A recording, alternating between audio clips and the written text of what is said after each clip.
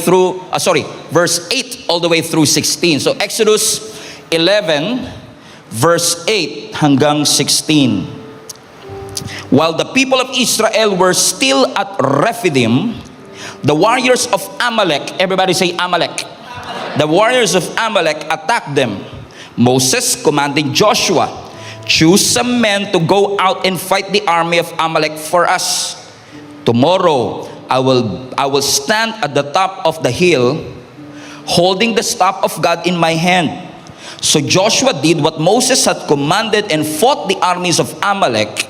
Meanwhile, Moses, Aaron, and Hur climbed to the top of the nearby hill. And as long as Moses held up the staff in his hand, the Israelites had the advantage. But whenever he dropped his hand, the Amalekites gained advantage. Meaning, kapag nakataas ang kamay ni Moses, panalo sila. Kapag nakababa ang kamay ni Moses, talo sila. Verse 12, so Moses' arms soon became tired, and he could no longer hold them up. So Aaron and Hur found a stone for him to sit on, and then they stood on each side of Moses, holding up his hands. So his hands held steady until sunset. And as a result, Joshua overwhelmed the army of Amalek in the battle. And after the victory, the Lord instructed Moses, write this down on a scroll as a permanent reminder and read it aloud to Joshua. I will erase the memory of Amalek from under the heaven. Verse 15, Moses built an altar there, watch out for the name drop, and named it Yahweh Nisi. The first and the only time that Yahweh Nisi was mentioned, which means the Lord is my banner. Amen. And he said, they have raised their fist against the Lord's throne. So now the Lord will be at war with Amalek, generation after generation. Pinamagatan po natin ang week 2 natin na mensahe, and we have called this message, the banner in the battle. The banner in the battle. Sa response nyo pala mukhang hindi kayo masyadong excited, but naranasan nyo na po ba ito? Nag-pray kayo, sinagot ng Lord.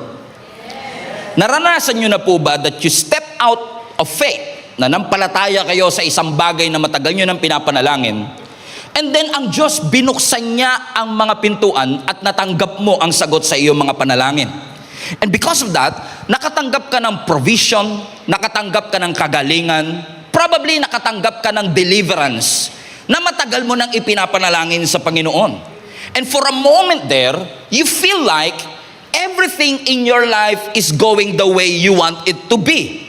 Kumbaga pag naglalakad ka because you just received the blessing, your prayers just got answered, every time maglalakad ka, parang feeling mo, parang dikit na dikit kayo ni Lord.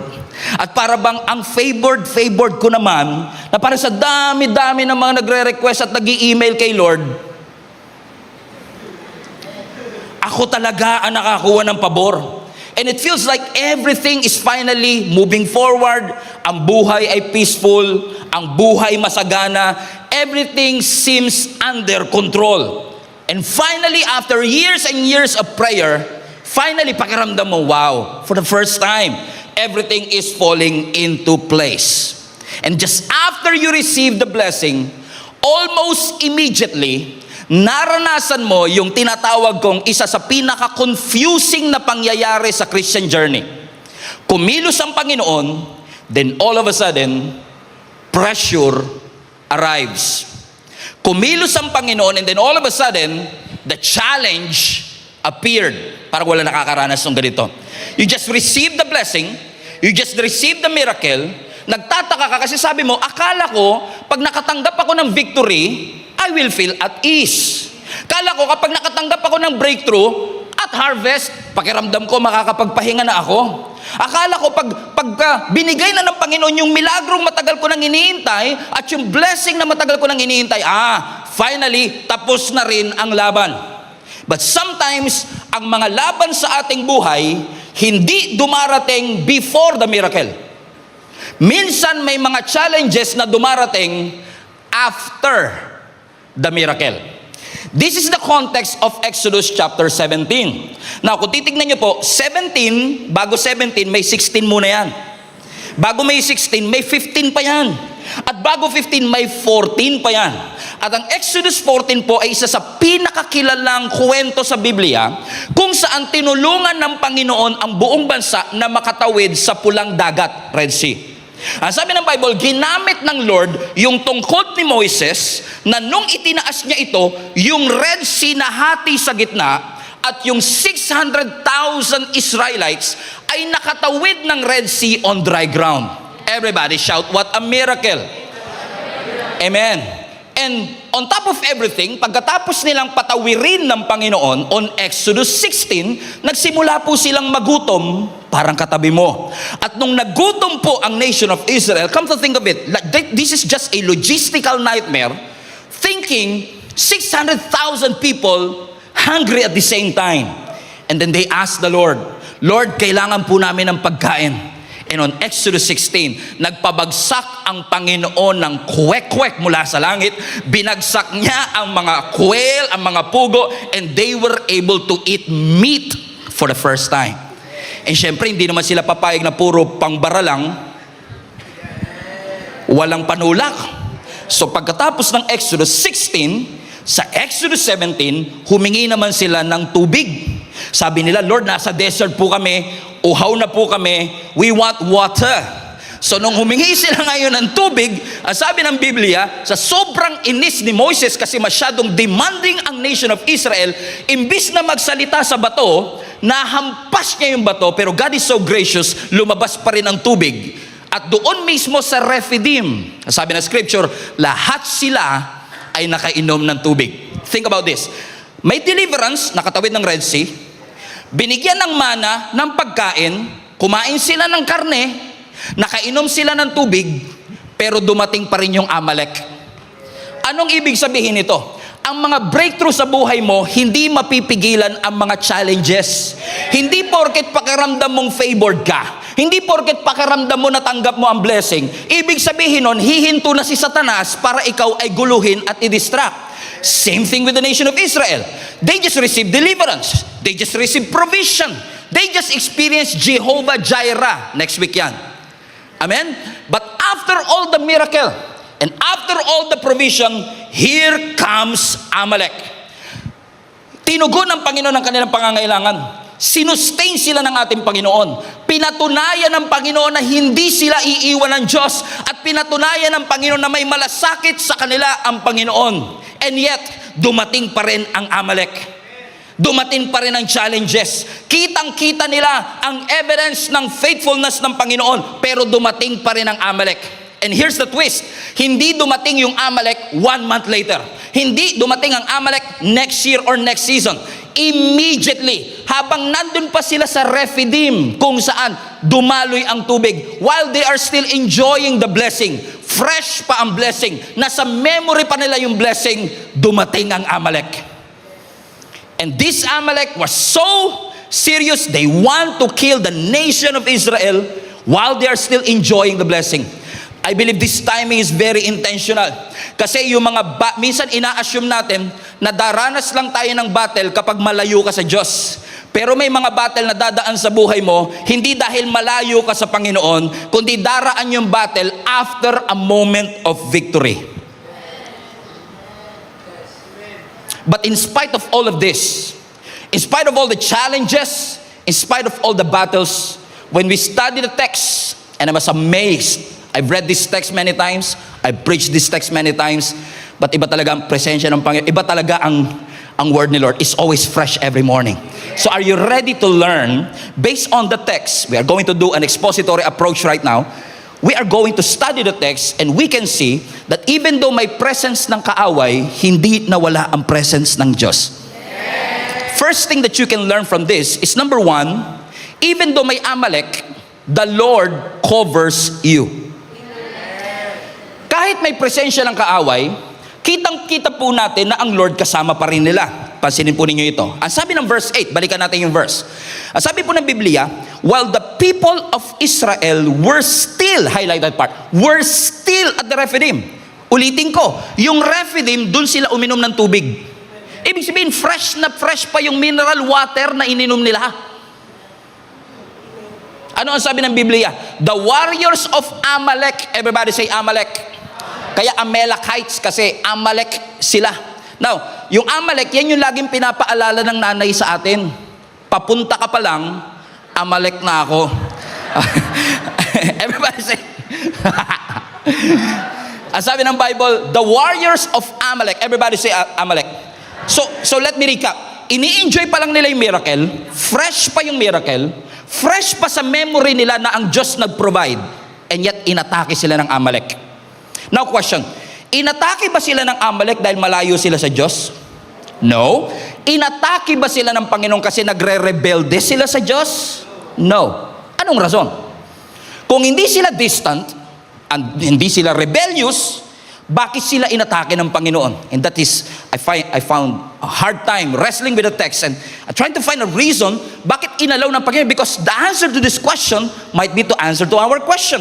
Na minsan, Lord, lagi naman ako nasa church, lagi naman akong lumalapit, lagi naman ako nagpe-pray, and yet dumating yung Amalek, kaka-graduate ko lang may Amalek na, kaka-promote ko lang may Amalek na, kakasilang pa lang ng bago kong anak may Amalek na. So the answer to this question might answer your question. And you know what? God is true to His word.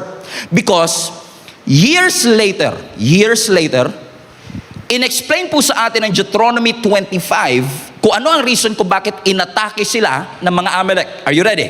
So let's open up our Bibles to Deuteronomy chapter 25, verse 17 to 18. Basa. Never forget what the Amalekites did to you as you came from Egypt. There you go. That's the reference for Exodus 17. Verse 18, they attacked you, read. They attacked you when you were rebellious. They attacked you when you were distant. Is that what the Bible said? No, hindi sila inatake dahil sila ay rebellious. Hindi sila inatake dahil sila ay malayo sa Diyos. No, they were attacked because they were exhausted and weary. Exhausted means you are tired physically. Weary means you are empty on the inside. And watch this. Hindi sila inatake ng Amalek dahil nagre-rebelde sila sa Diyos. Inatake sila ng Amalek nung pagod na pagod sila. Ibig sabihin, ito kasing mga, kung titignan nyo po ang history ng mga Amalekites, ito mga Amalekites, sneaky yan. Pag umatake yan, hindi yan paharap umatake. Aatakihin ka niya from behind. Hindi lang sila sneaky, they are strategic. Sinasadya nila na yung inaatake nila yung mga vulnerable, yung mga pagod, yung mga mahihina. Selective sila na hindi nila inaatake yung mga malalakas, ang inaatake nila yung mga mahihina. At habang nandoon sila sa wilderness, sila talaga yung napuntirya ng Amalek. Think about this. Wala naman silang sariling lupa. Anong mapapala ng Amalek pag tinalo sila? I mean, kung talunin mo sila sa Rephidim, hindi naman kanila yung Rephidim. Walang mapapala ang Amalek. It's just that ang Amalek po ay kilala na nagte-take advantage ng mga mahihina. Kaya delikado ang Amalek sa buhay natin. Hindi nananalo ang Amalek dahil malakas siya. Nananalo ang Amalek kapag ikaw ay exposed at walang covering.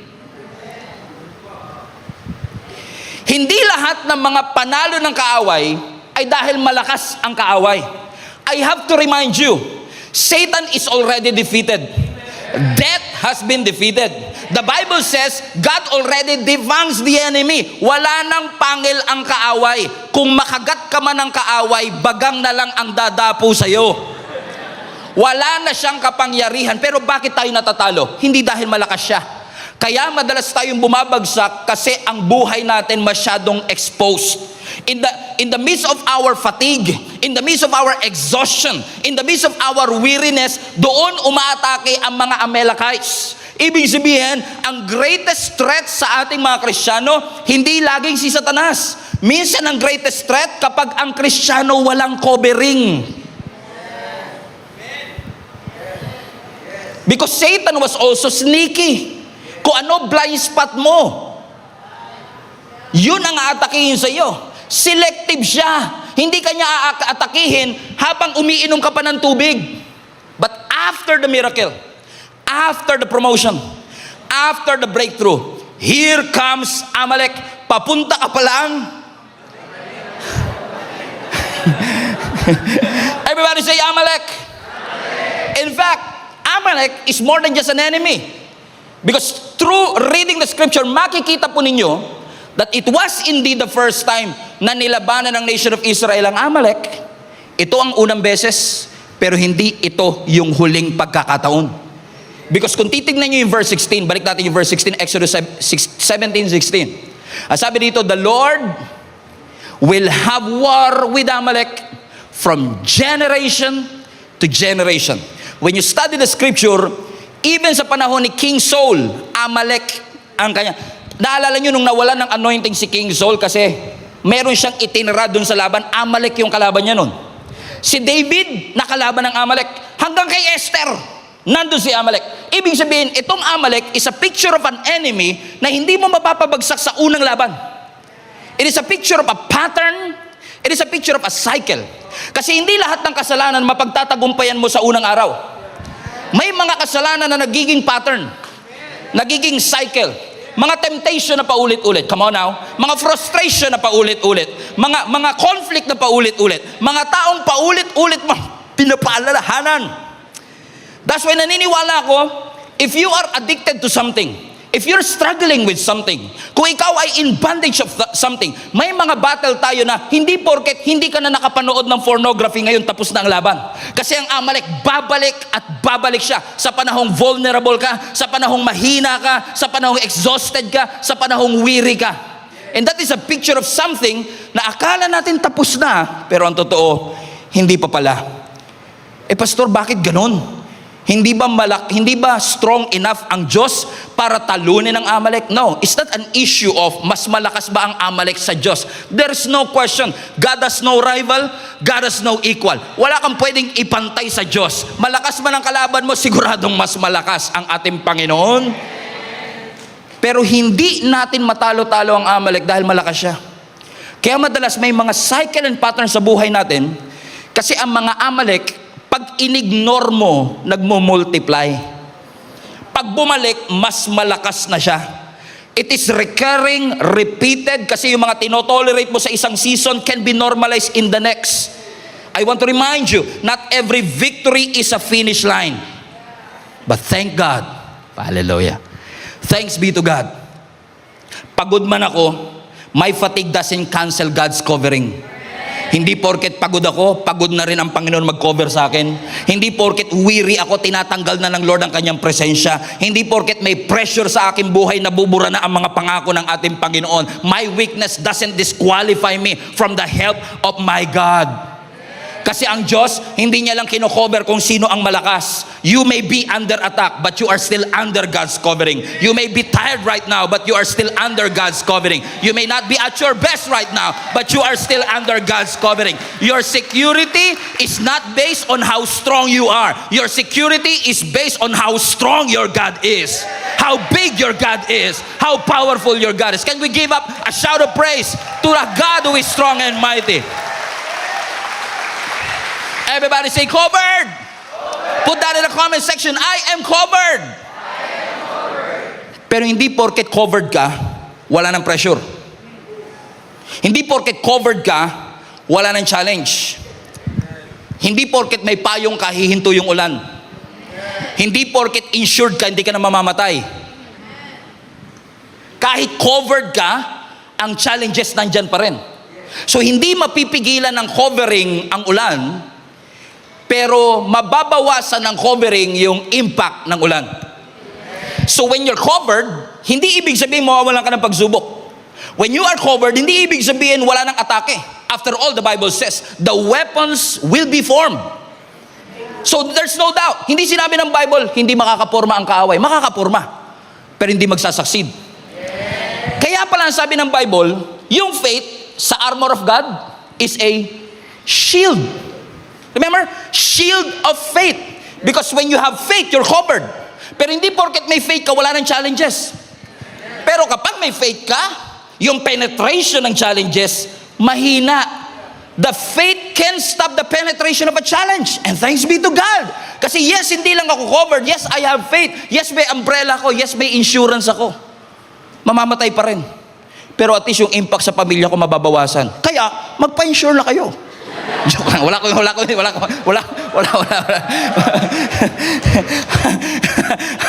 Amen? Come on now. Ang pananampalataya, hindi niya matatanggal ang mga atake sa iyong buhay. Pero, it can stop the penetration. How many among you are grateful that you're covered? However, ito na naman si Pastor. However, covered ka, hindi mapipigilan ng challenges. Pero hindi porket covered ka na, hindi ibig sabihin nun hindi ka nalalaban. Kasi even though ang nation of Israel was covered by His grace, covered by His power, kilala nila kung sino ang kanilang Panginoon. Pero ang sabi ng Scripture, covered sila pero hindi tinanggal ng Lord yung responsibility nila to fight back. They're still fighting. Covered, but still fighting. Covered sila, pero ang kaaway nandyan pa rin. Covered sila, pero hindi tinanggal ng Lord ang kaaway. Pero dahil covered sila, ineffective ang atake ng kaaway. Because God was covering Israel, yes, but still, Israel had to fight. And when they fight, the Lord instructed them something. Ang sabi ng verse 9, read. So, dahil lalaban na sila, inatake sila ng mga Amalekites sa Rephidim, Moses commanded Joshua, choose some men to go out and run.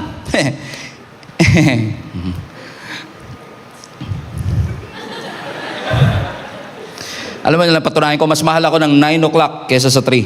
Okay guys, ganun. Pero pwede pa naman kayo bumawi. No?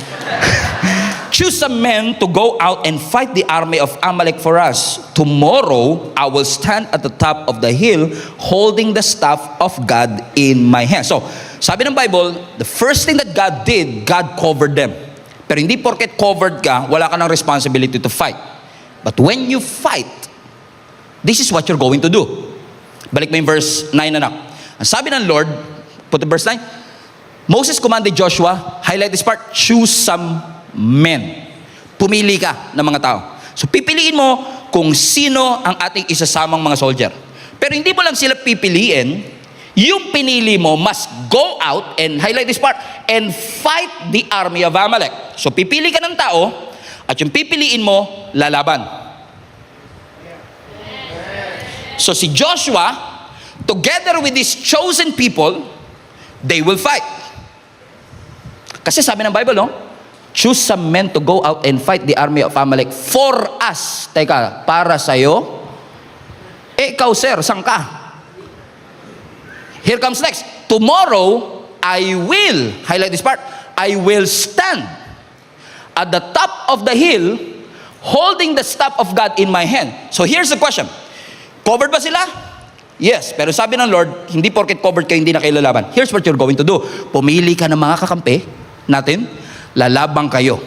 Punta kayo doon sa baba, lahat ng mga pinili mo mga tao, at kayong lahat ay lalaban sa mga Amalek for us. Asan ka, boss? Sabi niya, tomorrow, I will stand on the top of the hill. Tatayo ako dito, ang sabi ng Bible, holding the staff of God in my hand.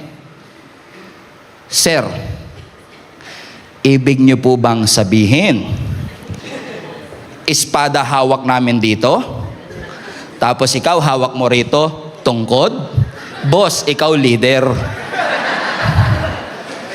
Comprende? Why? Because yes, God covers you, but watch this, but God also, number 2, God positions you. So binigyan sila ng Lord ng dalawang posisyon. Dalawa posisyon nila. Ang sabi ng Bible, si Joshua, kasama yung kanyang mighty men, lalaban sa baba. Pero si Moses, nandito sa ibabaw. So si Moses, nandun siya sa ibabaw, siya ang bird's eye view. Ah, galing. Nice one, nice one. Replay. Pero si Joshua, they will do the hard job. Sila yung gagawa ng matitinding trabaho kasi sila yung lalaban sa mga Amalekites. Because you know what? In every battle, God wants you to position yourself hindi lang sa ibaba. Because, yes, salamat sa Panginoon that we are talented enough to fight. Because, pero ang battle hindi lang tactical. Dapat ang battle is spiritual din. Kasi kapag ang laban mo, puro tactical, nakakapagod. That's why you need somebody like a leader of Moses, na habang ikaw ay nakikipaglaban, they will be there, fighting, maybe not physically, but they are positioned to pray for you, to intercede for you. Are you still with me, mga kapatid? Because sometimes, napapagod tayo sa mga laban ng buhay natin because we are trying our best to fight tactically.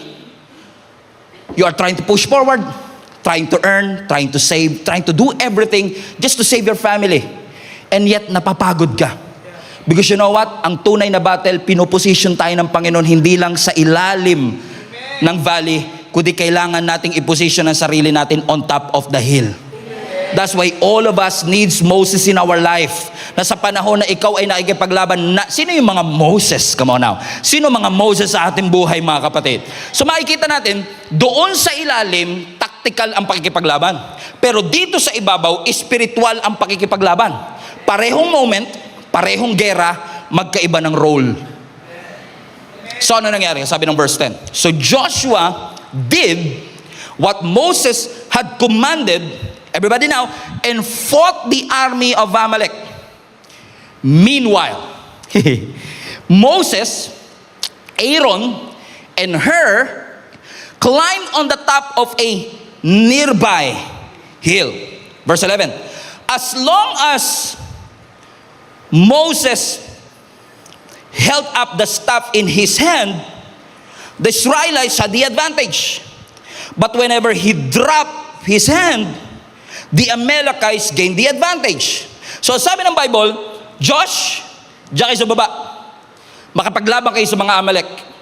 Ako dito sa ibabaw. Tatayo ako, hawak ko ang staff, tungkod, na ginamit ko sa Red Sea, na ginamit ko panghampas ng water from the rock. That same staff. Na every time, ang sabi ng Bible, itinataas ni Moses ang kanyang kamay, na nanalo ang nation of Israel. Pero pagka binababa ni Moses ang kanyang kamay, natatalo ang nation of Israel. Katunayan lamang, mga kapatid, na hindi sila nagtatagumpay dahil sa galing ni Joshua. Hindi sila nagtatagumpay dahil sa military strategy ng kanilang grupo. Hindi sila nananalo because they have better soldiers or better weapons. Yung posisyon ni Moses sa ibabaw ng hill ay nakakaapekto sa panalo nila doon sa may ilalim. Amen? So don't think for a moment that it was your talent, it was your skill, it was your education, or even your connection. All of these things matter, but at the end of the day, without somebody praying for you, without the presence of the Lord, because many of our battles can't be won by tactical alone. Kailangan mo ng spiritual battles na minsan hindi mo alam kung paano i-swing ang iyong mga sword, pero alam mong lumuhod sa ating Panginoon na sabihin, Lord, I need help, I need your mercy, I need your grace. So minsan marami sa atin napapagod kasi yung dapat inuuna nating iluhod, nilalaban na natin sa ilalim. Hindi mo mapapanalunan ng tactical yung hindi mo inuuna sa spiritual. Kasi yung victory ni Joshua ay may malaking kinalaman sa posisyon nitong si Moses. Question, si Joshua ba malakas? Si Joshua ba matapang? Yes, pero yung katapangan niya hindi sapat. Joshua was strong. Joshua was brave. In fact, they were winning, pero intermittently. Putol-putol ang pagkapanalo. Bakit? May mga enemy sa buhay natin na hindi mo mapapanalunan just because you have better strategy. Mapapanalunan mo kapag dependent ka sa Diyos. Minsan hindi mo alam anong kinalaman ng pagtaas ng kamay ni Joshua sa pagkapanalo ko sa ilalim. Pero di ba, hindi pa ba kayo nasanay sa Diyos? Iba talaga pamamaraan ng Diyos sa pamamaraan natin. His ways are greater and higher than our ways, and His thoughts are greater and higher than our thoughts. Remember Joshua chapter 6, Jericho wall. Sabi ng Lord, ang unang syudad na iko-conquer niyo sa promised land, Jericho. Largest, strongest, safest city in Canaan. Yung kapal ng kanyang pader, pwedeng mag-U-turn ang kalesa. Pero sabi ng Lord, your military strategy is off the table. Umikot kayo once a day, But His ways are higher than our ways. Remember Gideon? Judges chapter 7? Di ba? Libo-libo ang kalaban nila, pero sabi ng Lord, 300 lang, tapos yan. Ha? Remember Jehoshaphat? Tatlong army nagtulong-tulong para pabagsakin ang Judah. Ready na silang lumaban. Ang sabi ng Lord, musician at singer ang ilagay mo. Buti na lang, nasa tono yung mga singer nun. Posible rin na kaya nalito mga kaaway kasi wala sa tono eh. Pero sino man naman ang mag-aakala na pwedeng papanalunin ng Panginoon without them even fighting? Why? Hindi lahat ng battle madadaan mo sa tactic, galing, talento, skills, and better strategies. No, sometimes all you need to do is kneel down and pray. Erase mo yung banner yan and remind yourself who your God is, who you are representing to, and who you belong to. Come on, palapakan natin ang ating Panginoon. So maganda. Masama bang magplano, Pastor? No. Ayusin mo, planuhin mo, isolve mo, push harder. Pero hindi pwedeng tulak ka ng tulak, plano ka ng plano, ayos ka ng ayos, pero napakahina ng prayer life mo, kapatid. Magandang may tactical advantage. You cannot fix your marriage just by these tactical things. I need more effort, I need more control, I need more strategy. But you need more prayers. Too. I mean, hindi mo maayos ang wrong habits, ang stress, ang anxiety, just by the... No. If you have better weapons, you can perform good.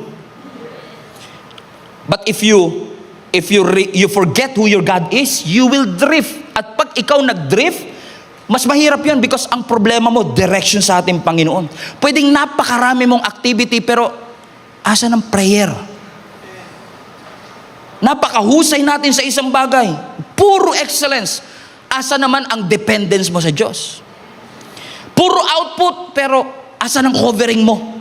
Wala naman sigurong tao at Kristiyano na gumising kaninang umaga. Sabi niya, parang gusto kong lumayo kay Lord today. Wala naman siguro ganun, di ba? Yung paggising mo kagad, parang ang lapit na masyado ni Lord, gusto kong lumayo naman. Wala namang paggising nila sa umaga, gumising silang pagod, at na-realize na lang nila, ang layo na ng Panginoon, nagrebelde na pala ako sa Kanya.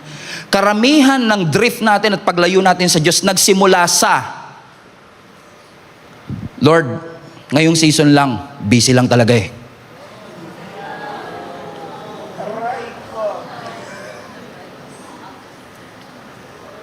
Babalik din po ko, Lord, ayusin ko lang sarili ko. Wala akong nakita na sinabi, Lord, ayoko na sa'yo. Break na tayo. Madalas siya nagsimula, Lord, kahit ngayon lang, marami lang talagang iniintindi sa buhay. Yun ang hindi ko maintindihan. Ang dami mo pa na palang iniintindi, yung makakapag-solve, iniwan mo pa. Marami ka na palang iniintindi, bakit mo iiwanan ng Panginoon? So ibig sabihin, mas may tiwala ka pa sa bangko mo. Mas may tiwala ka pa sa alam mo. So magaling ka sa tactical, pero hindi lahat ng battle mapagtatagumpayan ng galing at husay. Ligo at dasal. Kailangan. Sabi mo sa katabi mo, may pag-asa ka pa. May pag-asa pa yan.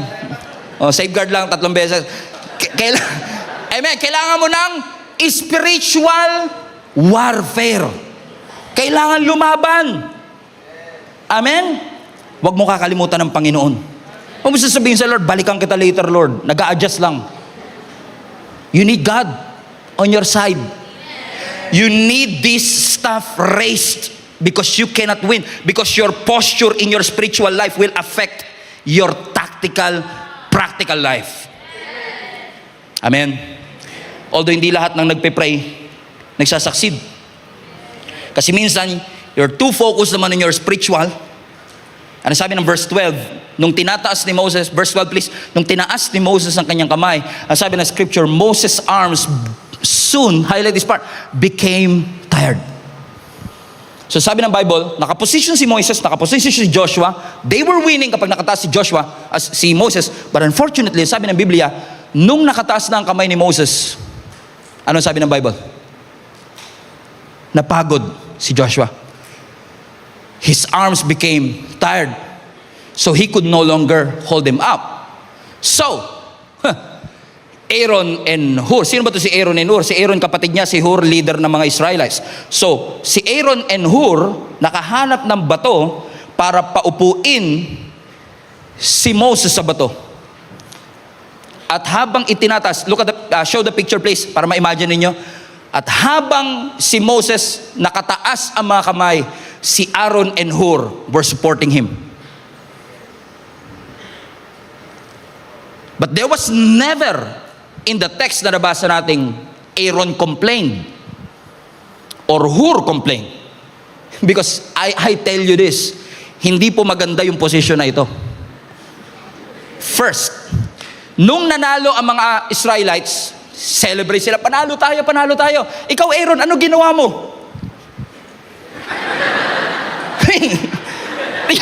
I mean, hindi ka tulad ni Joshua. Ikaw Joshua, anong ginawa mo? Nakapatay ako 47. Ikaw, yung mga soldier, grabe. Ito mo, gas-gas mga armor ko. Ikaw Hur. Pero do not underestimate the power of Aaron and Hur. Wag na wag mong i-underestimate. Dahil ito, it only takes committed people to do this. Moses, Hur, you don't want to be in this position. Moses, wala pang deodorant nung time na yon. Come on now. Wala pang Rexona nung panahon na yun. You don't want to be in this position. But sometimes, yung mga inaayawan mong posisyon ang gagamitin. Hindi porket hindi nakikita, hindi mahalaga. Hindi porket hindi napapansin, hindi mahalaga. Because sometimes yung hindi mo napapansin, yun yung mga vital, significant organs na ginagamit ng Panginoon to win the battle. Na ang sabi ng Biblia, nung panahong napagod si Moses, it was Aaron and Hur who supported him. Nung panahong hindi niya na kayang itaas ang kanyang kamay. Noong mga panahong hindi mo na kayang umatin uli. Noong mga panahong nag-left ka na sa GC. Noong mga panahong pagod na pagod ka. Sino yung mga Aaron and Hur na ginamit ng Panginoon to win you back? To remind you of your calling. To remind you, this is just a deception of the enemy. To remind you, there's hope. It's not too late for you to change. It's not too late for you to get up again. Anointed ka, oo, pero kailangan mo ng support system. Hindi lahat ng tao makikipaglaban para sa'yo. Hindi lahat ng tao susuporta sa'yo. Hindi lahat ng tao hahawakan ng kamay mo pag bumababa na siya. At hindi lahat ng tao lalapit sa'yo kapag nakataas ang kamay mo. But you need to find support system that are willing to position. I believe this is not Aaron and Hur. It was the Lord. It was the strength of the Lord that held them up. That's why they won. So don't think for a moment na nakalimutan ka ng Panginoon. Hindi. Pinosisyon na ng Panginoon yung mga taong tutulong sa iyo. Magpe-pray sa iyo. Men, bago ka pa maging member ng church na ito, pinosisyon na ng Lord yung future link-up group leader mo. Bago ka pa maging member ng church ito, pinosisyon na ng Panginoon yung magiging growth track teacher mo. Why? Because these people are willing to hold up your hand sa mga pagod na pagod ka para sabihin sa yung it's not yet over. The Lord is not done with you yet. The best is still yet to come. You ain't seen nothing yet. Come on now, palapakan natin malakas ang Panginoon.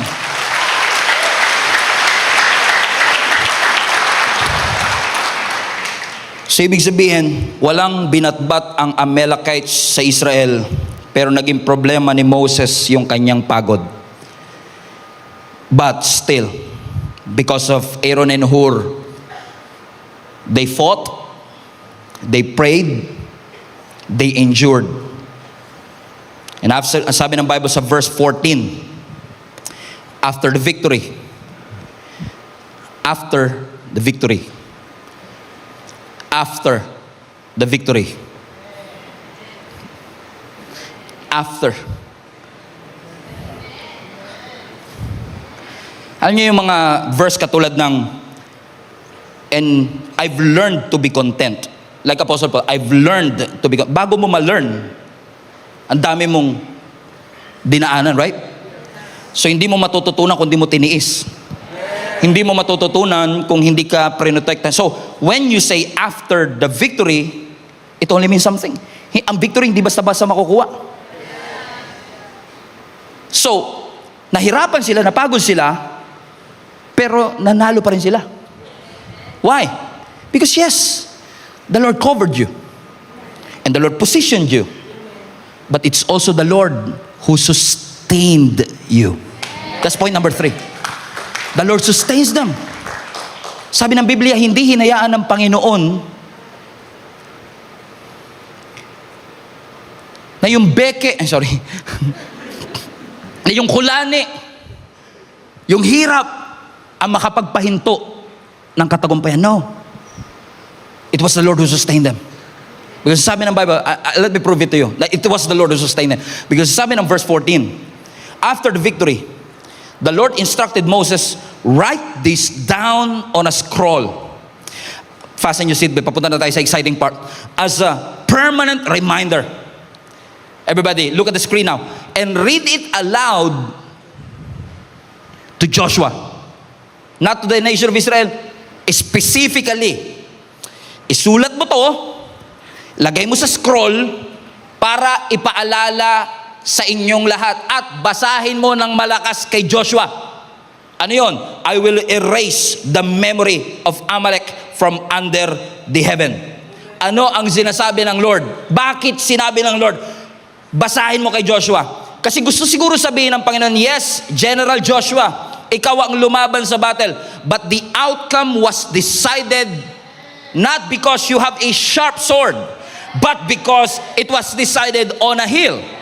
Bakit ko nasabing ganon, kapatid? Because kung mapapansin ninyo, pagkatapos ng battle, hindi sinabi ni Moses, uy, celebrate natin, ang galing ni Josh. Uy, i-promote natin si Joshua, napakahusay niya. No.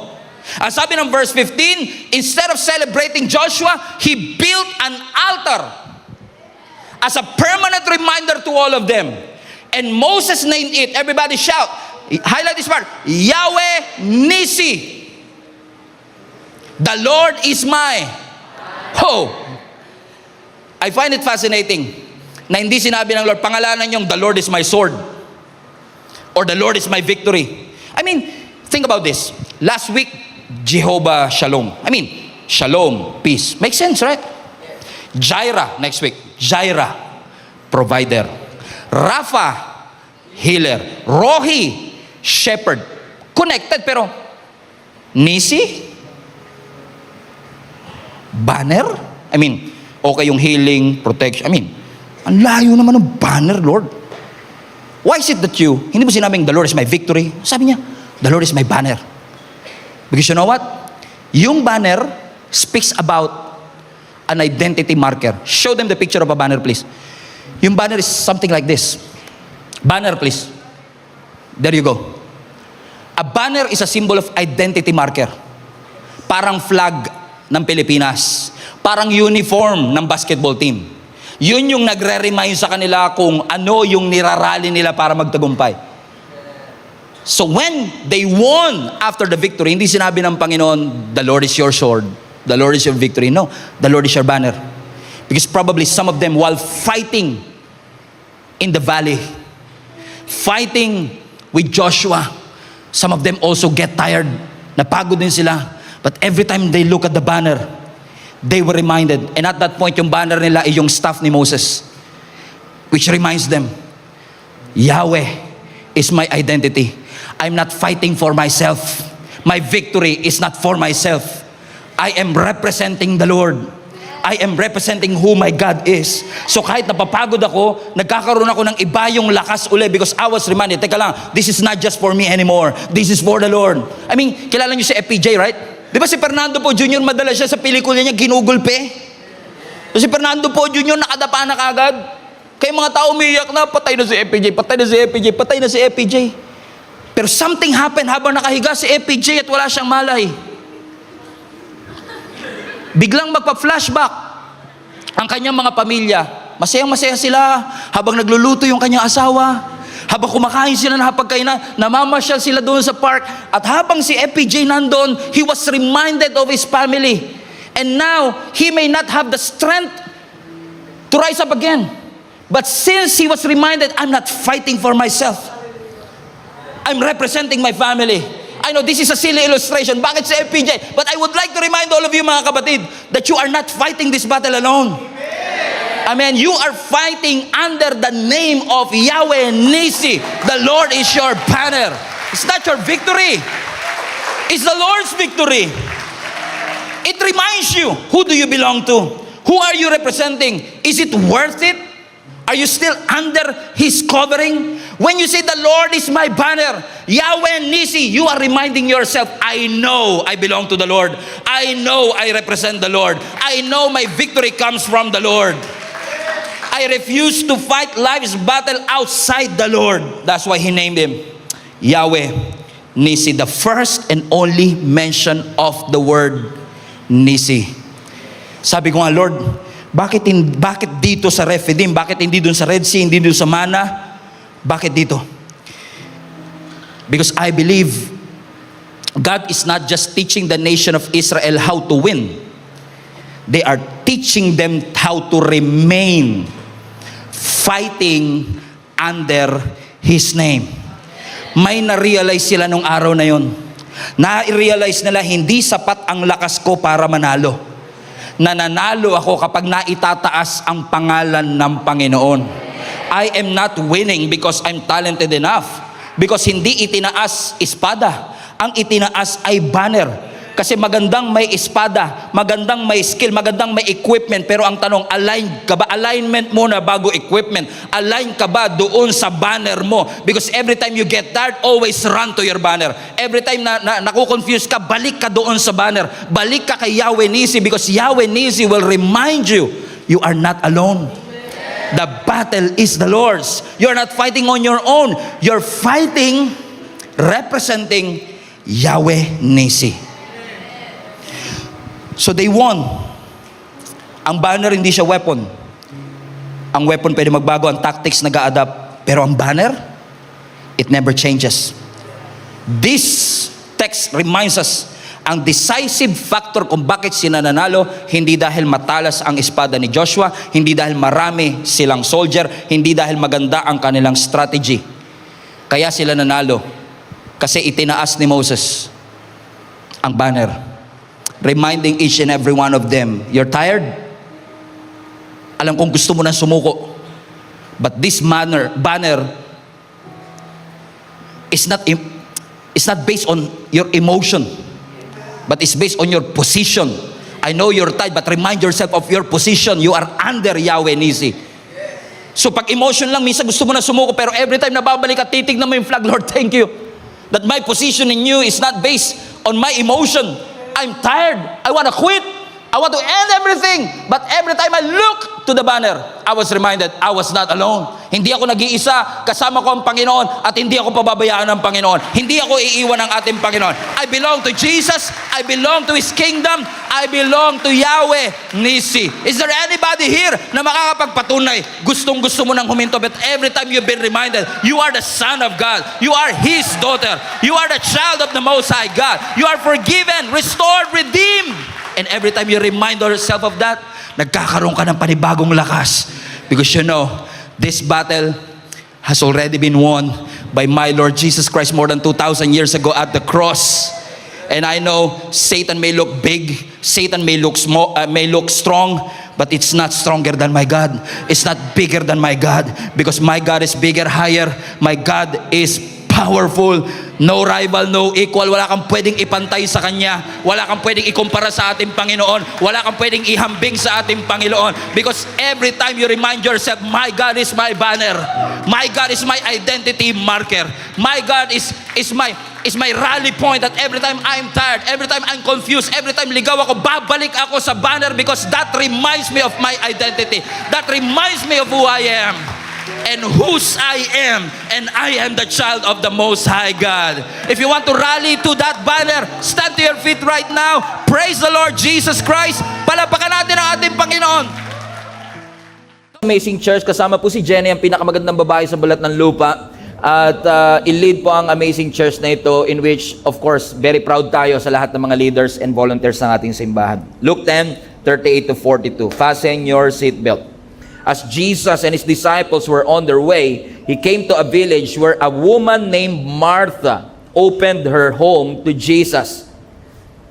She had a sister called Mary, who sat at the Lord's feet listening to what He said. But Martha was distracted by all the preparations that had to be made. Let's read verse 40 again. But Martha was distracted. Once again, but Martha was distracted. Once again, but Martha was, pwede nyo ba palitan yung Martha ng pangalan nyo? But Stephen was distracted. Amen? Was distracted by all the preparations that had to be made. She came to Jesus and he asked Jesus, Lord, don't you care that my sister had left me to do the work by myself? Sabihin nyo naman po sa kanya, tulungan niya ako. Martha, Martha. Alam niyo, pag inulit ni Lord pangalan ninyo, kabahan na kayo.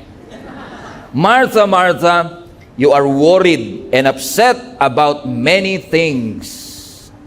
Pwede niyo ba palitan ng pangalan niyo yung Martha? Stephen, Stephen, you are worried and upset about many things, but one thing is necessary. Few things are needed, indeed only one. And Mary has chosen what is better, and it will not be taken away from her. Pinamagatan ko po ang mensaheng itong Mary in a Martha world. How to become a Mary in a Martha world. Parang hindi kayo na-excite sa title ko. Pinag-isipan ko yan eh. Alam niyo po si Satanas, isa sa mga greatest temptation niya, kasalanan. Pero hindi naman po lahat ng tao, sa lahat ng pagkakataon, especially those Christians who are mature enough in their faith, ay bumabagsak sa lifestyle ng kasalanan. Kaya minsan, kapag hindi ka makuha ni Satan sa kasalanan, ang isang temptation na ginagamit ni Satan na very effective din is actually busyness. Pagiging busy. Sabi mo nga sa katabi mo, tatakbo ka bang busy? Busy. Vice Mayor. Okay. Yung iba sa inyo, mamaya pa magigets yung mga alas 5. Amen. Yung business, everybody say business. Bakit? Ang business by definition, nasabi po ng dictionary, it refers to a state of being constantly occupied. Pag busy, constantly occupied with tasks, responsibilities, or even activities. Pansinin niyo po yung mundong ginagalawan natin. Pag busy ang tao, yun yung default state. Meaning, pag di ka busy, may mali sa'yo. Pag busy ka, yun yung normal sa tao. At pansinin niyo po, ang mundong ginagalawan natin nowadays, in a social media, Facebook generation, yung mga technology or gadget na hawak po natin is actually, kung papansinin po ninyo, is eliminating the boundary between work and rest. Hindi mo na alam, pag hawak mo yung cellphone mo, nagtatrabaho ba ako, nagpapahinga? Because even when you are at home, once nabuksan mo yung laptop mo, yung cellphone mo, hindi mo alam, nag-work ka na. So nawawala na yung boundary ng trabaho tsaka pagpapahinga. Hindi po katulad ng unang panahon, pagpatak ng alas 5, pag uwi mo ng bahay, pwede mo nang wag intindihin ng trabaho mo, hindi ka required sumagot sa email, but since your phone has an email application, sometimes natitempt kang sumagot, hindi mo na tuloy ma-distinguish ano ba talaga ang trabaho at pahinga. At pag tinanong nyo ang isa't isa, kamusta araw mo? Ang madalas sagot niyan, I had a crazy day. Kamusta ang linggo mo? I have a hectic day. At kapag ang schedule mo hectic, ang schedule mo crazy, ang schedule mo non-stop, ginagawa natin siyang badge of honor. Na ako kasi busy kasi masipag ako, ikaw hindi ka busy, so tamad ka. Ginagawa natin siyang badge of honor, a badge of our pride, mula sa school hanggang sa ating trabaho. Kapag puno ang schedule natin, matagumpay ang buhay natin. Correct? Pansinin niyo yung mundo natin, ganito ang nagiging basis natin, kung saan sa maraming tao, yung business ang nagpo-provide ng sense of purpose sa kanilang buhay, to the point na minsan, yung business na rin had become their identity. Pag hindi sila busy, hindi sila yon. Okay? Okay, hindi niyo ako magets. Na minsan, ginagamit natin ang business para itago yung need to address the issues. Pastor, wala akong issue. Kung tingin mo wala kang issue, yun yung issue mo. Because all of us had issues. We have issues. At minsan, dahil busy tayo, ginagamit natin ang business to cover up the issues of our lives. Broken-hearted ka, gawin mong busy ang sarili mo para hindi mo mapansin yung brokenness mo. Correct? So ngayon, hindi mo na pinoproseso yung nararamdaman mo, ginagawa mo na lang busy ang sarili mo para makalimutan ang tunay na nararamdaman mo. Bakit? Kapag busy ka kasi wala kang time mag-reflect. So kapag malungkot ka, gawin mo na lang busy ang sarili mo. Pag broken heart ka, gawin mo na lang busy ang iyong sarili. Nagiging sense of identity. Pag anxious ka, gawin mo busy ang sarili mo para hindi mo siya maalala. Broken heart ka, inom ka pare. Makakalimutan mo yan. Yun nga lang, kinabukasan, dagdag problema mo, may sakit ka ng ulo, may hangover ka. Pero anong ibig sabihin? Kasi pag puno ang schedule natin, pagka tayo'y busy, wala na tayong panahon para mag-reflect. Bakit nga ba ako nasaktan? Ba't ko ito nararamdaman? Ano ang purpose ng Panginoon kung bakit niya inalaw ang mga bagay na ito? Kaya po sinabi ng scripture sa atin that an anxious heart weighs a man down. Kapag ang puso natin ay anxious, ang puso natin ay stressed, ang puso natin ay punong-puno ng bagabag at pangamba, hinihila ka nito pababa. Correct, mga kapatid? And I believe with all my heart na maaaring hindi lang nakikita, pero lahat po tayo dumadaan sa anxiousness, sa takot. Dumadaan tayo sa stress. Ano man ang estado ng buhay, napansin niyo po ba na ang stress is actually a silent assassin? In fact, ang mga medical professional nga naguguluhan sila. Ang stress ba ugat o bunga? Hindi nila alam. Yung stress ba, kaya ka ba nagkakaganyan dahil sa stress? O kaya ka nagkaganyan, resulta ng stress? Gulo din sila eh. Ano ba siya? Ugat ba siya o result? Because there is a correlation between stress sa iyong emotion at physical. Kapag naapektuhan ng puso mo, naapektuhan ng katawan mo. Hindi ka makatulog because you're anxious. Hindi ka makatulog because you're afraid. Hindi ka maka-amen kasi natatakot ka. Pansinin po ninyo, stress ba ang may trabaho? Stress po ba ang may mga trabaho? Eh yung walang trabaho? Stress pa rin. Yung may anak po ba stress? Eh yung walang anak? Stress pa din. Stress po ba yung may negosyo? Eh yung walang source of income? O stress pa rin. Stress po ba yung tumataba? Eh yung hindi ka tumataba, o stress pa rin. Regardless of the situation, stress kapag may gadget, stress pag walang internet connection, stress kapag may cellphone, stress kapag walang charger, stress kapag may budget, lalong stress pag walang budget. And it doesn't matter if you are 7 years old or 70 years old, lahat tayo dumadaan sa anxiety, stress, and even worse, for some people, they're going through depression. Old and young, rich and poor, we have to deal with stress and the temptation to be anxious every single day. This is where the text brought us, dito po sa text na binabasa natin, sa Luke chapter 10, patungkol po kay Mary and Martha. Ang story po ni Mary and Martha is actually a well-known narrative in the Gospels. Ito pong storya na ito, nag-uusap ang Panginoon sa akin, kasi parang ipinakita po ng storya sa atin yung tension, everybody say tension, yung tension between the demands of life and the need for spiritual connection, which is parehong important. Tama po bang maging responsable ka sa buhay? Responsableng tatay, responsableng anak. It's good. It's not wrong to be responsible. So may demand ang buhay. Kung tatay ka, hindi pwedeng walang demand. Kung nanay ka, hindi pwedeng walang demand. Kung breadwinner, hindi pwedeng walang demand. But at the same time, may demand sa buhay, pero meron ding need for spiritual connection. Na minsan, na isa-sacrifice ang spiritual connection ng demands of life. Na minsan naman, too focused with spiritual connection, nagiging irresponsible naman sa buhay. Naunawaan nyo? So, nangusap ang Panginoon sa akin through this text na how to balance between the demands of everyday life to the importance of spiritual connection, lalo na po sa gitna ng very busy na society that we are in, service-oriented life, ini-encourage po tayo ng Panginoon through this text na mag-reflect po tayo paano po natin aayusin ang mga priorities natin ng tama. Sabi mo sa katabi mo, fasten your seatbelt. Papunta na tayo sa exciting part. So ang sabi ng text natin sa Luke chapter 10, si Jesus daw po kasama ang mga disciples, minimum of 13 people, puro lalaki. Pumunta sa bahay ni Mary at ni Martha, na kapatid si Lazarus, na next chapter sa ibang passage binuhay niya. Okay? So si Jesus together with his disciples, dumaan sa bahay ni Mary and Martha. Pareho nilang welcome si Jesus, pero si Mary lang ang nag-receive kay Jesus. Kasi ang sabi ng scripture, nung pumasok ang ating Panginoon kasama ang mga disciple, ang sabi ng scripture sa verse 39, she had a sister called Mary, 39 anak, who sat at the feet listening to what he said. So nung pumasok si Jesus Christ, ang sabi ng scripture, may dalawang magkapatid. Si Martha, si Mary. Nung nakita ni Mary na si Jesus ay nandyan, Imbis na maging aligaga, imbis na maging abala, imbis na asikasuhin ang pangangailangan nila, umupo siya sa harapan ng Panginoon, nakinig sa sinasabi ni Jesus Christ. Pero ang sabi ng verse 40, kapatid mo to, katabi mo to, asawa mo to, lolo mo to, but Martha was distracted by all the preparations that had to be made. Pansinin nyo, dalawang babae, dalawang magkaibang posture.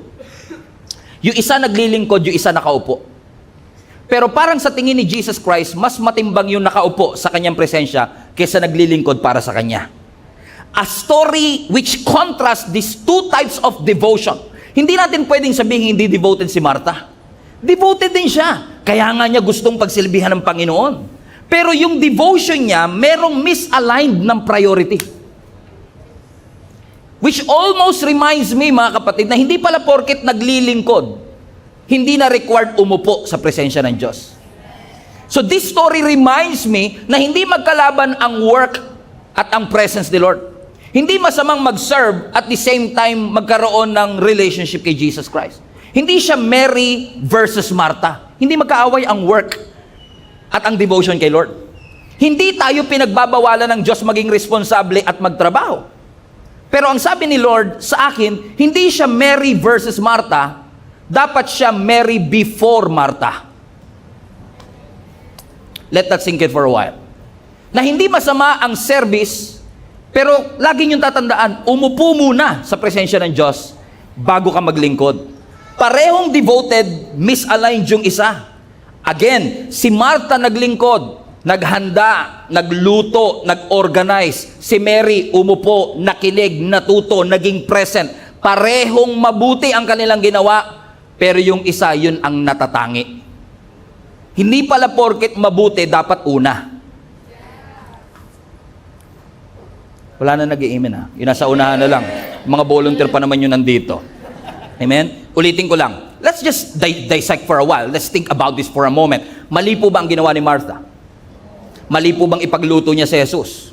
Mali po bang maghugas siya, mag-ayos siya ng kusina, ayusin niya ang lamesa para makakain si Jesus at ang mga disciple? No. Mary o Martha is not doing a bad thing. Martha is not doing the wrong thing.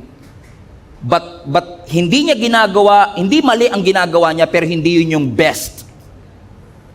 So tama ang ginagawa niya, pero hindi yun yung best. Tama ang ginagawa niya, pero hindi yun yung number one. So hindi pala porket tama ang ginagawa ko, yun yung best thing that I should do. There is nothing wrong with what Martha is doing. But there is something wrong with what Martha is choosing. Pinili niya yung maglingkod bago umupo sa presensya ng Diyos. Sinacrifice niya yung best sa good. It's good to work. It's good to provide for the family. It's good to take care of the bills. It's good to take care of your children. But always remind yourself, ang best, to sit at the feet of Jesus. That's what's best. Kaya, nung si Martha aligaga, tas si Mary nakaupo, naaligaga lalo si Martha. Ganun naman kasi talaga, no? Pag pawis ka na hirap ka na, tapos may nakita kang kapatid mo, anak mo, nakaupo lang doon sa sopa, nagmo-Mobile Legends, Clash of Clans. Di ba, maiinis ka, nakakainis naman talaga, di ba? Amen? Parang kayo yung nasa kabilang side, yung nakaupo lang. Nakakainis, di ba? Kaya si Martha, nung nakita niya yung kanyang kapatid na supposedly tumutulong sa kanya, hindi lang si Jesus pinaglilingkuran niya, 13 lalaki ito. Hindi madali ang preparasyon. Kaya nung siya'y aligaga, nakita niya yung kapatid niya si Mary. Pansin niyo talaga minsan, pag ikaw busy ka, tapos garag na garag ka na, tapos may nakita kang haya-hayang buhay. May mga kasama ba kayo sa buhay? Kami ni Jenny, pagka nagta-travel kami, ako yung busy sa navigation, logistics. Siya, ganun lang siya. Saan tayo? Ganun lang siya eh.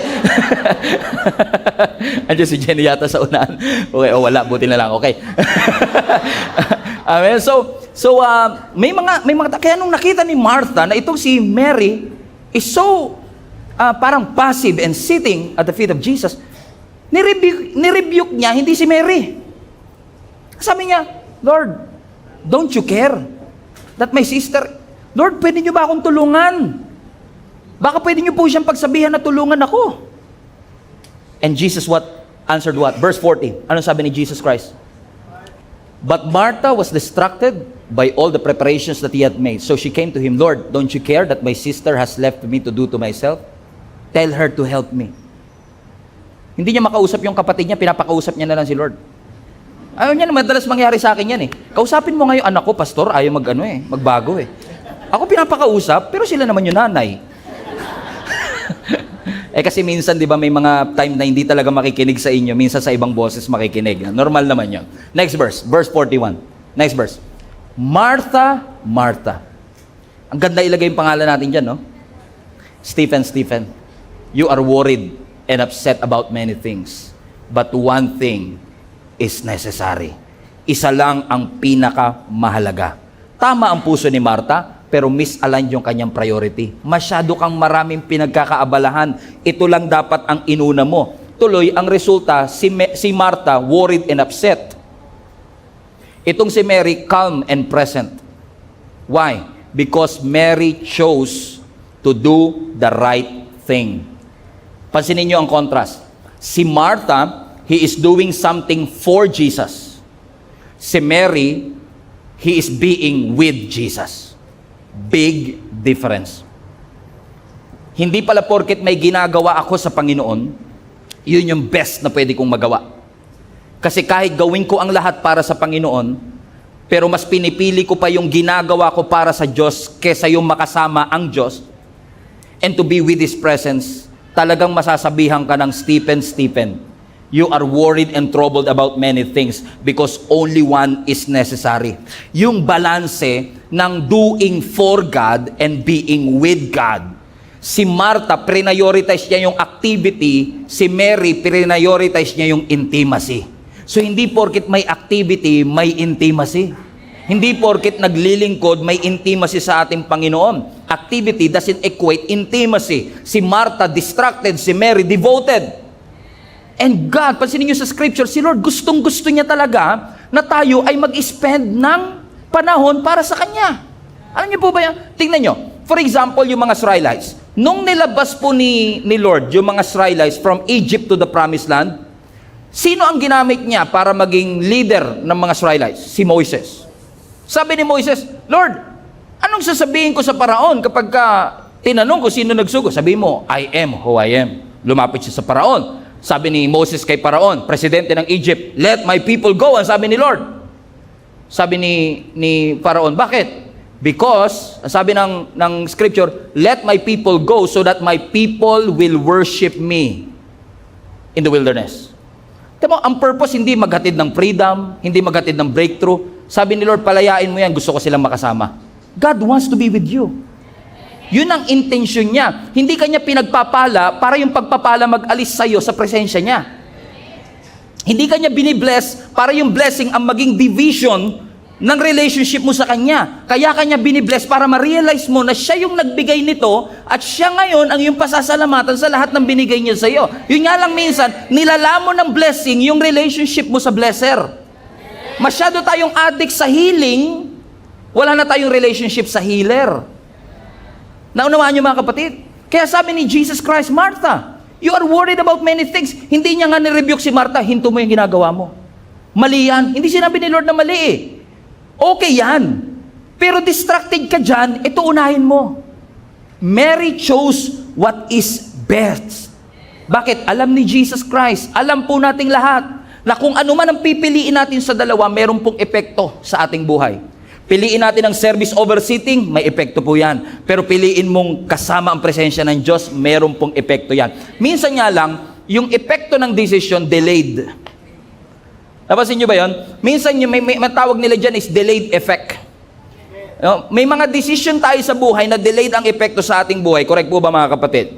Pero either way, lahat po yan may consequences. Kung ano man ang pipiliin mo, ano man ang iyong maging action, ano man ang iyong mga desisyon, hindi man immediate ang visibility ng result. Apparently, it will show. Because your priorities will shape your reality. Pag hindi mo inuna yung dapat number 1, pati number 2 damay. Kaya ang pinaka-importante dapat inuuna.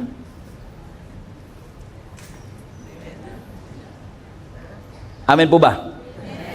For example, classic na to eh. Binotones mo. Unang botones, mali. Pero sabi mo, nagkamali ako sa una, pero itatama ko sa huli. Tinama mo sa huli, pero mali pa rin. Kasi pag namali ka sa una, mali na lahat. Ganon din sa prioritization. Pag inuna mo yung service over sitting, kahit anong sikap mo, mali na lahat. Kailangan yung number one, yun ang number one.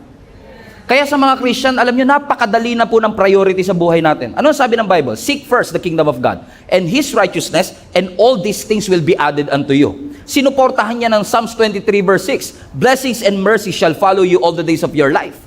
Sino sa inyo gusto nyo habulin kayo ng blessing? Eh ba't kayo humahabol? Baliktad ang priority. Hinabol mo yung dapat humahabol sa iyo. Ano ba sabi ng Bible? Blessings and mercy shall follow you. Hindi ikaw ang hahabol. Hindi ka kasi tatay, pastor, di mo alam kapag nandiyan na yung mga bayaran sa kuryente. Kasi nga, nagpapanik tayo. Alam nyo, ang panik, natutunan ko sa buhay ko, hindi porket nagpapanik si Lord. Yun lang kailangan na iba, pwede na umuwi. Sabi mo sa katabi mo, huwag ka magpanik. It's organic. Amen? Your priorities will shape your reality. So, kung ano ang una, yun ang dapat unahin. Ang sabi ng scripture, seek first. So, ang mga Kristiyano, madali na sa atin ang prioritization. Hindi na po mahirap mag-prioritize. Para hindi kayo naniniwala. Mas madali sa Christian mag-prioritize kesa sa non-Christian. Hindi pa rin kayo naniniwala? Try ko yung side na to. Mas madali sa Christian mag-prioritize kesa sa non-Christian. Bakit? Bakit? Nag-amen kayo, tapos kayo tinanong ko kung bakit. Ayaw mo. Bakit? Kasi sa Christian, alam mo na yung number one. Hindi mo na problema yung one, two na lang iintindihin mo. And problema, yung mga Christian sa ibang bansa, hindi kayo to, perfect kayo eh. Yung three, ginagawang number one. Tapos magre-reklamo kay Lord, bakit sali-saliwa buhay ko? Sabi ni Lord, mali design eh. Hindi mo naman pinaprioritize si Lord kasi gusto mo siyang irespeto. Kasi gusto mo lang siyang sundin. Kasama yon, pero kaya mo siya pinaprioritize kasi yun ang design. Kapag inuna mo siya, kapag inuna mo yung pag-upo sa Kanya, when you put Jesus at the center of your life, the circumference will automatically be blessed. Yung nga lang nakafocus tayo sa maraming circumference, kaya sabi, you are worried and distracted about many things. Ito lang ang importante. Ilagay mo si Lord sa gitna and everything else will fall into place. Amen? Palapakan natin ang Panginoon. Yun nga ginawa ko, pastor. Inuna ko si Lord. Nagsimba ako 2 linggo. Wala naman nabago sa buhay ko eh. 2 linggo? Bakit? Kasi ayaw natin nagtsatsaga. Gusto natin immediate result. Pero karamihan ng desisyon mo, hindi naman immediate ang result eh. Tama? Masama o mabuti, hindi immediate. For example, yung dahon ng halaman o dahon ng puno, pag tinanggal mo siya, pinitas mo siya, kung green yung dahon, nagiging brown ba agad? Green pa din. Pero hindi porket green siya, buhay pa siya. Patay na siya, detached na siya. Hindi mo palang halata. Kasi green pa eh. But it's only a matter of time yung green magiging brown. Bakit? Detached. Kaya maraming ganyan eh. Hindi kayo ito taga-ibang church. Hindi ako nagsimba 6 na linggo. Okay pa naman ako. Green pa oh. Tama? Pag nag-pray ako, parang sinasagot. Wala namang nangyayaring masama sa pamilya ko. Mga anak ko, okay pa naman. So okay lang siguro, naintindihan siguro ni Lord, gawin ko ang 7 times. 8 times. Pero hindi natin alam, yung epekto ng decision, delayed ang result. Hindi porket okay pa sa pananaw mo, ay ibig sabihin okay ka pa.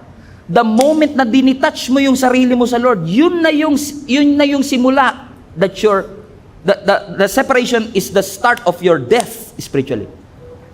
The moment you detach yourself, nawawala tayo. Kaya minsan may nagtanong sa akin, Pastor, ba't kaya ganun, no?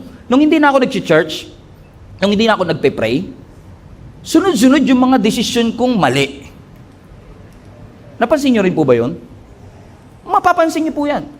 Pagka ikaw lumayo ka kay Lord, for example, Hindi ka na nagpe-pray, hindi ka na nagbabasa ng Bible. Parang nakalimutan mo na siya. Birthday mo na lang siya maaalala. Mga ganun. Sabi mo, ba't kaya ganun? Nung layo ako kay Lord, parang I made a lot of stupid decision. And one day, somebody told me, ba't kaya ganun, Pastor? And my answer is very simple. Kasi kung yan si Lord, lumayo ka, hindi lang presence ni Lord nilayuan mo. Pati source ng wisdom nilayuan mo. Source ng peace nilayuan mo. So wag ka nang magtaka kung di ka payapa rito. Kung wala kang wisdom dito. Kung saliwa ang buhay dito. Kasi ang tunay na wisdom nandun sa presensya niya. Ang tunay na wisdom nandun sa presensya ng Diyos. So the more that you are intimate with Jesus, yung wisdom dumarating. So para sa akin mga kapatid, gusto kong i-remind, alam mo, tinuruan ako ng Lord dito, intimacy is paramount sa Christian life. Yan ang number one. Kailangan meron tayong right relationship kay Lord. Kasi hindi porkit hindi pa natin nakikita ngayon, wala siyang epekto. Pero the moment na nagdesisyon ka ngayon, na ayusin ang buhay mo, magsimba, may struggle, may challenges, pero may epekto ito. Hindi lang sa'yo, pati sa mga magiging anak mo in the future. Kung itutuloy mo, kung magiging consistent ka rito, kapatid. Amen ba mga kapatid? Sino sa inyo, nung nag-sit up kayo, nag-exercise kayo? Wala nag-exercise Oh, sino sa inyo, pag nag-exercise po kayo, limbawa nag-sit-ups kayo, pag nag-sit-ups ka ba, meron ka na kagad abs? Absent pa rin, di ba? Absent pa rin yan Kaya minsan napo-prostrate ka, pag sit-up mo, 500 sinit-up mo, sakit ng tiyan mo, tingin ka sa mirror, wala Bakit? Nag-aantay ka ng immediate result. Di ba? Pero hindi porket wala kang makita, walang nangyayari. Kaso sinukuan mo na kagad. Amen? Aatin ako ng growth track. Nakatapos ako ng Discover Series, wala naman nangyari sa buhay ko. Sumuko ka kasi kagad Hindi mo alam na kung itutuloy mo yung tamang desisyon, it will lead you to a better life. Ganon din sa mali. Ganon din sa mali. Sa una, akala mo walang epekto yung mali, pero kung itutuloy-tuloy mo, kapahama ka ng dulo niyan. Amen po ba mga kapatid? Tama? Halimbawa, maganda yata ngayon mag-invest Power? Power. Power? Okay. Halimbawa, 25 years old ka. Sabi, alam mo, habang bata ka pa, mag-invest ka. Bumili ka ng real estate. Kung kaya mo bumili, mag-ipong ka, mag-invest ka. Pag nag-i-invest ka habang bata ka, parang ikaw lugi, para kang nawawalan. Di ba? Kasi hindi mo naman kagad makukuha Hindi mo kagad makikita yung result. Pero antayin mo, 30 years later, magpapasalamat kang sinimulan mo ng maaga. Tama ba mga kapatid? Bakit? Kasi yung epekto ng desisyon, may delayed effect. So the moment that you decide, maglilingkod ako, okay lang walang quiet time, maglilingkod ako, ayoko umatin sa mga mentoring, ayoko umatin sa, basta ako, maglilingkod na ako. Puro responsibility, walang intimacy. Amen? Akala mo walang effect, okay ka pa, magugulat ka, 6 months, 6 years, burn out. Kasi ang effect, delayed. Correct? But at the same time, when you focus on Jesus, when you prioritize His presence, when you sit at His feet, tinatawanan ka ng iba, hindi ka nila maintindihan, but time will come. You will be grateful na ginawa mong number 1, yun dapat mong inuuna. Amen po ba mga kapatid? Actually, yung principle na yan, tied up din po yan sa principle ng sowing and reaping Because what you sow right now, S-O-W, what you sow, tinanim mo, what you sow will eventually show. Correct? Yan yung, ano sabi ng scripture, kung anong tinanim mo, yun ang aanihin mo. But you don't reap on the same season that you sow. Hindi ka umaani sa parehong season. Hindi porkit nagtanim ka ngayon, nandito na kagad ang ani. Tama? But what you sow right now will eventually show. So when you prioritize God today, it will show 10 years from now. When you prioritize business, when you prioritize your life, kailangan ko gawin to, kailangan ko maghabol, kailangan ko magpakayaman, in which hindi po mali. Just want to clarify.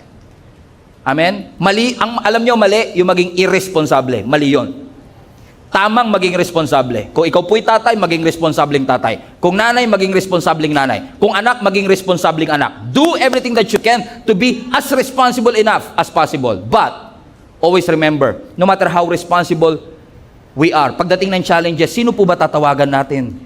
Sino po ba ang hahanapin natin? In the midst of trials and difficulty, whom you gonna call? Ghostbuster? No. Jesus Christ. Amen. Yung mga millennial nakakaintindi sa akin. Galatians, di na nila kilala yung Casper na naabutan yan. Galatians 6 verse 7 to 9. Do not be deceived. God cannot be mocked. A man reaps what he sow. Tagalogin ko yung last part. Aanihin ng tao ang kanyang tinanim. So, by that principle, whoever sows to please their flesh, from the flesh will reap destruction. So kung magtatanim ka sa laman, ang bunga niyan, destruction. Pero kung magtatanim ka sa spirit, from the spirit you will reap what? Eternal life. Ito yung last part gusto ko. Verse 9. Everybody read. Sabi mo sa katabi mo, let us not become weary in doing good, for at the proper time. See? Yung result, dulo, at the proper time we will reap a harvest if, conditional, if we don't give up. Ang problema, inaantay mo na yung reaping, 2 beses mo palang ginawa. Napofrustrate ka ngayon. Eh sabi ng scripture, aani ba? Yes. Ulitin ko po, bigyan ko kayong chance. Aani po ba? Yes. Pero kailan? Proper time. Pero minsan, dumating yung proper time, gumibap ka naman. Sinukuan mo naman. Correct? So, ang sinasabi ni Apostle Paul sa Galatians, yung ginagawa nyo mabuti. Huwag nyong hintuan. Every week ka nagsisimba? Ba't mo ihinto yun? Yung mga chismosa nga, hindi huminto sa mali. Yung mga magnanakaw nga, hindi huminto sa mali. Tas ikaw, mabuti ginagawa mo, ihinto ka? Sabi, do not give up in doing good. Hindi porket hindi mo nakikita yung resulta ng choice mo ngayon, hindi ibig sabihin walang epekto yan.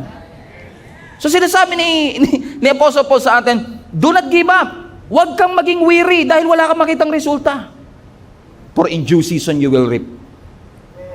Amen? So yung pananalangin mo, pag-i-invite mo ng mga kaibigan mo, pag-i-invite mo ng pamilya mo, kung sa 3 invite mo, wag mo sukuhan, pag di sila sumama. Ulit-ulitin mo, kulitin mo. Amen. Eh, pag swimming nga, inaaya nyo sa swimming, lilibre nyo pa eh. Amen?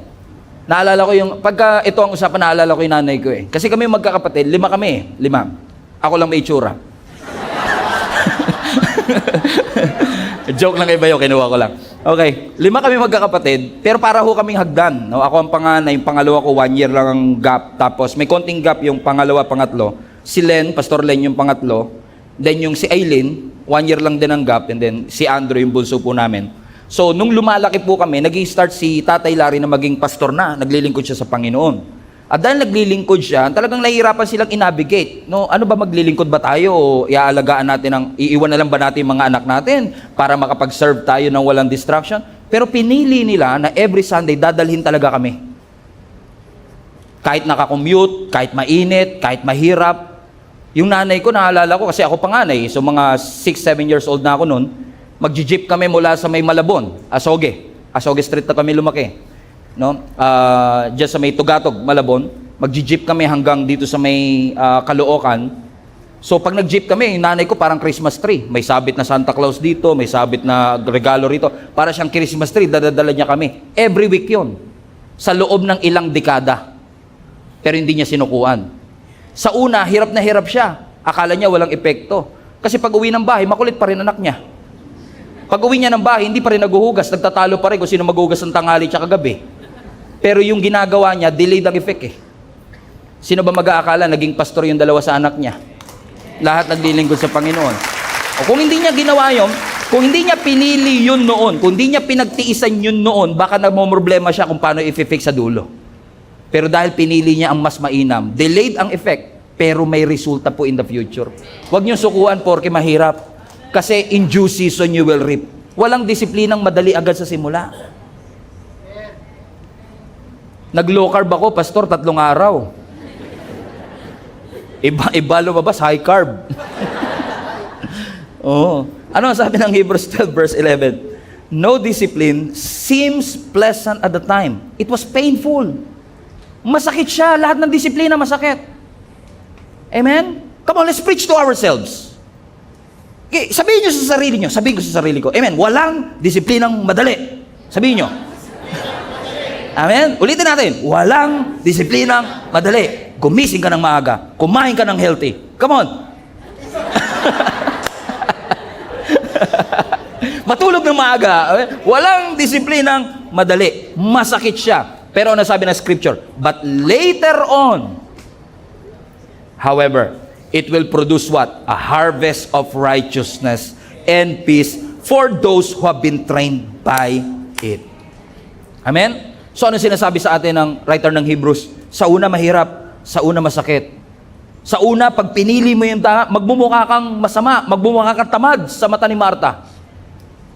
Magmumukha kang walang silbi sa mata ng ibang tao. Pero I'm choosing the right thing. This is what God wants for me, to rest in His presence. Yung nga lang, takot tayo magpahinga minsan kasi ang thinking natin ng rest, passive lagi. Ba, gusto niyo po bang magpahinga?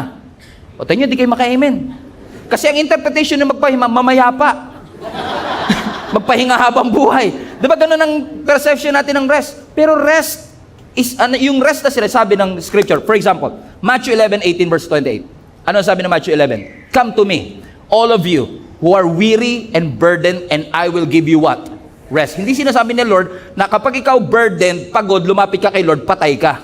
Mamamayapa ka na. Bibigyan kita ng pagpayapa. Saint Peter ka ngayon. Hindi ganun sinasabi ni Lord. Yung sinasabi ni Lord na rest dito, hindi passive rest. Active rest. You're working, but resting at the same time. Alam niyo po kung bakit? Because when you work, God will rest. But when you rest, God will work. Amen? So sabi ni Lord, come to me all of you are weary and heavy laden and I will give you rest. Passive. For example, I am preaching right now, active, but I'm resting in Him. Bago pa man ako umakyat ng station, nasabi ko na, Lord, it's up to you. Ikaw na po bahala. I've done everything that I could. I prepared enough. Inaral ko, ginawa ko ang lahat, but at this point, I rest in you. So hindi ako tulog ngayon, but I'm resting in Him. That's what I'm trying to say. That you rest in the Lord. Pumunta ka sa Lord, sabi ni Lord, nabibigatan ka ba? Worried ka ba? Anxious ka ba? Nababagabag ka ba kung paano nyo babayaran ang inyong utang? Kung paano kayo makakabayad sa kuryente? Kung paano mapagtatapos ang inyong mga anak? Worried ka ba sa future mo? Worried ka ba na mag-isa kang tatanda? Worried ka ba na ma-reject? Kinakabahan ka ba sa magiging future mo? Come to me! Lahat kayo na nababagabag at nabibigatan at bibigyan ko kayo ng kapahingahan. Pansinin nyo, ang in-offer ni Lord, divine exchange. Palit tayo. Bigay mo sa akin bigat mo, bibigay ko sa iyo kagaanan.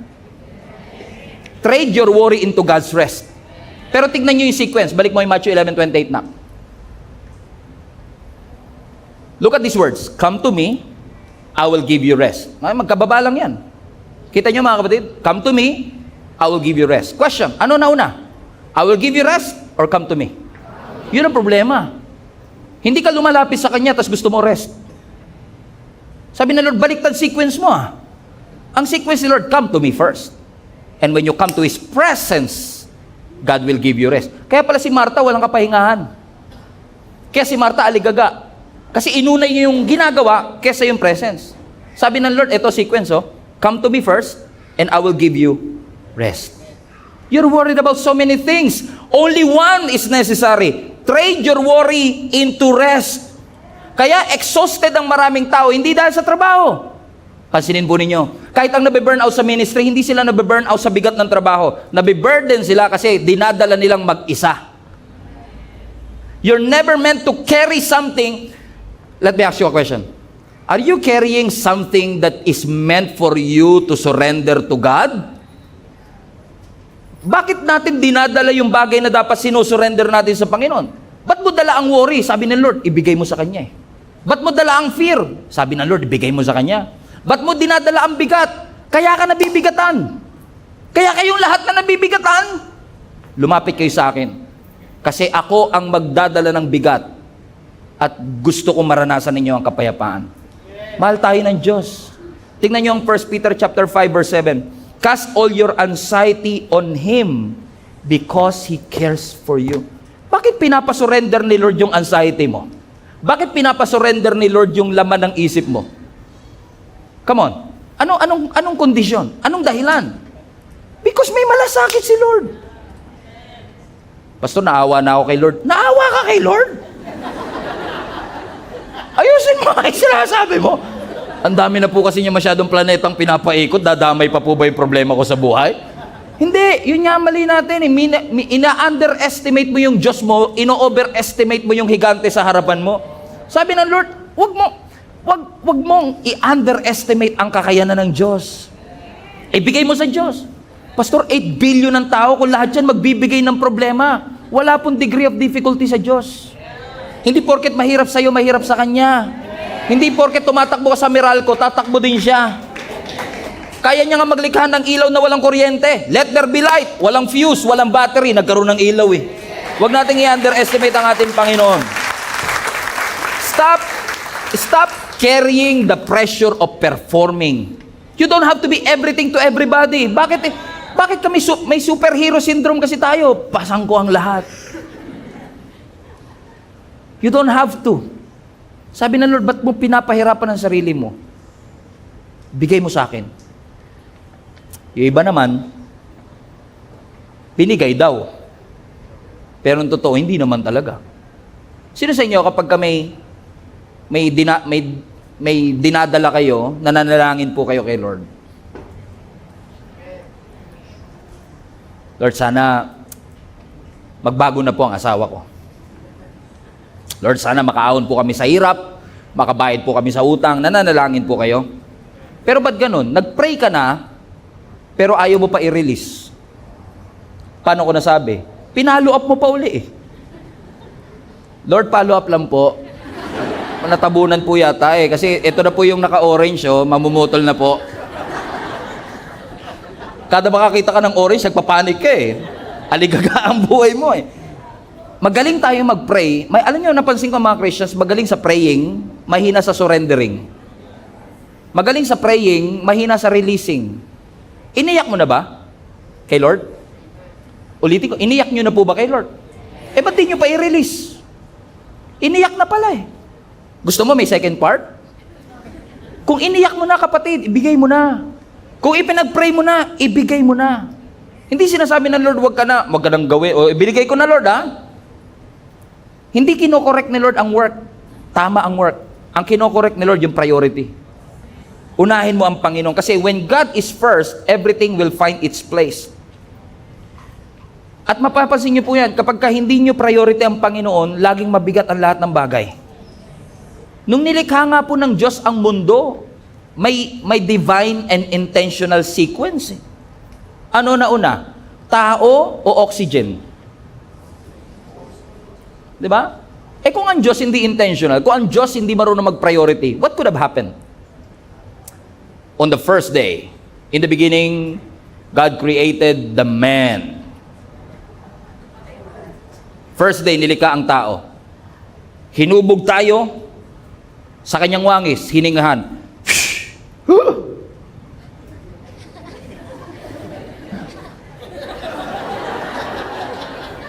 Lord, parang nahirap. Ay, yung oxygen, sorry, nakalimutan ko, Brad. Tignan nyo. Pero alam ng Diyos ang pangangailangan ng tao bago niya likhain ang tao. So, ibig sabihin, kung kaya ng Diyos patakbuhin ang universe, ba't mo iniisip hindi niya kayang patakbuhin ang buhay mo? Trade your worry into rest. Misplaced priority. Kaya po mahirap ang buhay kasi hindi ordered ang buhay. Hindi tama ang prioritization ng ating buhay. Ang gusto ng Panginoon, unahin natin siya. Hindi yung paggising natin, ano ang to-do list ko, ano ang checklist ko. Ang pinakamahalagang checklist, presence ni Lord. Kahit nagawa mo lahat ng to-do list, ang pinakamahalagang to-do list, do I spend time with God? Meron ba akong panahon para i-recognize that every gising is a blessing? Iso-surrender ang lahat sa Kanya. Hindi ko trabahong patakbuhin ang mundo. Trabaho ng Diyos yun. Ang trabaho ko magtiwala. So stop carrying what is meant for you to surrender to God. Some things are not yours to control. Magkaroon ka naman ng boundary from time to time. Learn to say no. Amen? At sabihin mo, Lord, I entrust everything to you. Amen po ba mga kapatid? You don't have to be everything to everybody. And you should know it by now. God is in control. Alam mo na? Mahal mo na. Wala ka na magagawa. Mahal mo na. Palapakan natin ang Panginoon. God is good. So just like our Lord Jesus Christ is asking you, calling you, Martha, Martha, you're troubled and worried about so many things. One thing is necessary. Prioritize God, and everything else will fall into place. The right response to all this anxiety, stress, I believe in therapy, I believe in counseling, but I believe that the Word of God is wiser than the wisest counselor. I believe that the Word of God is wiser than the wisest therapist. At niresetahan tayo ng Panginoon sa Biblia ng iba't ibang mga pamamaraan in case daraan tayo sa mga tagpo ng buhay natin na maa-anxious tayo, matatakot tayo. Anong sabi ni Lord sa atin si John 14? In this world you will experience many trouble, but take heart, for I have overcome the world. My peace I leave with you. Iniiwan ko ang kapayapaan sa inyo. Ano sabi ng Psalm 56? Do not worry about tomorrow. Kapag natatakot ka, ibigay mo ang pagtitiwala mo sa ating Panginoon.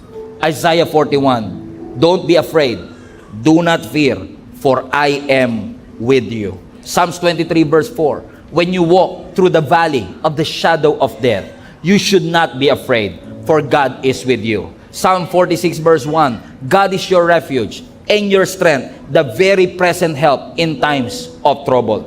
Philippians chapter 4, do not be anxious about anything. Instead, be thankful about everything, for this is God's will for your life. Matthew 11:28, come to me, all of you who are heavy laden, and God will give you rest. 1 Peter chapter 5, cast all your cares upon me, for He cares for you.